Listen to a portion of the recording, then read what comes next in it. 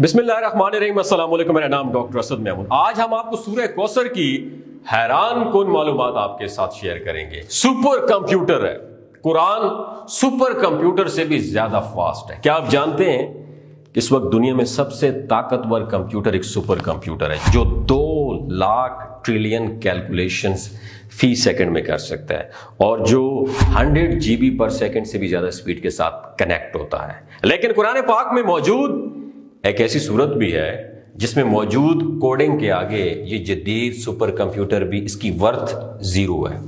یاد رکھیے دوستو، سورہ کوثر قرآن کریم کی سب سے چھوٹی صورت ہے، لیکن آپ یہ جان کر حیران رہ جائیں گے کہ قرآن کی اس چھوٹی صورت میں نمبر 10 کی کوڈنگ اس انداز سے ڈیزائن ہے کہ آج کا سپر کمپیوٹر بھی اس کمال کوڈنگ کے سامنے 0 ہے۔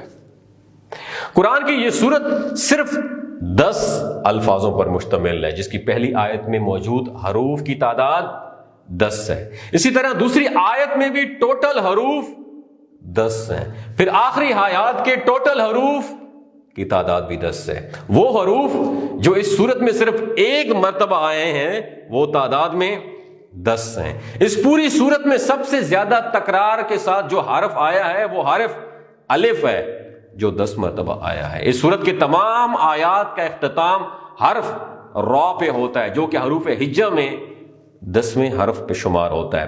قرآن مجید کی یہ وہ صورت ہے جو صرف را پر اختتام پذیر ہو رہی ہے۔ ان کی تعداد بھی پورے قرآن مجید میں 10 ہے، جن میں سورہ کوثر سب سے آخری صورت ہے، اور اس صورت کی ہر آیت میں موجود دوسرے لفظ کا اختتام قاف پر ہوتا ہے، اور یہ تینوں الفاظ 10 مختلف حروف سے مل کر بنتے ہیں۔ جیسا کہ پہلے ذکر کر چکا ہوں کہ اس صورت کی ہر آیت کے دوسرے حرف کا اختتام قاف پر ہوتا ہے اور ہر آیت کے آخری لفظ کا اختتام را پر ہوتا ہے۔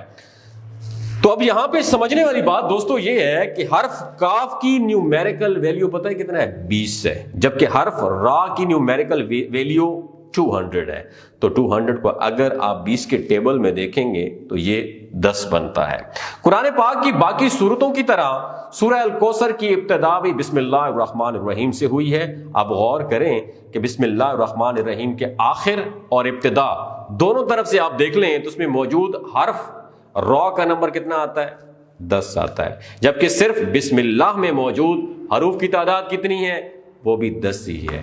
پورے قرآن پاک میں 2 صورتیں ایسی ہیں جن کا آغاز انا سے ہوا ہے اور جن کا اختتام را پر ہوا ہے۔ پہلی سورت القدر ہے جو قرآن میں 97 نمبر پر آتی ہے، اور آخری سورت الکوثر ہے جو قرآن میں 108 نمبر پر موجود ہے۔ اب ان دونوں سورتوں کے درمیان سورتوں کی تعداد بھی کتنی ہے؟ 10 ہے۔ قرآن کی 97 سورت یعنی سورہ القدر میں حروف را، یہ جو حرف ہے نا را، 10 مرتبہ آیا، جبکہ سورہ قدر جو ہے، سورہ قدر جس کی ابتدا قرآن میں انا سے ہوئی ہے، اور سورۃ الکوثر قرآن میں موجود دوسری سورت ہے جس کا آغاز حرف انا سے ہوتا ہے۔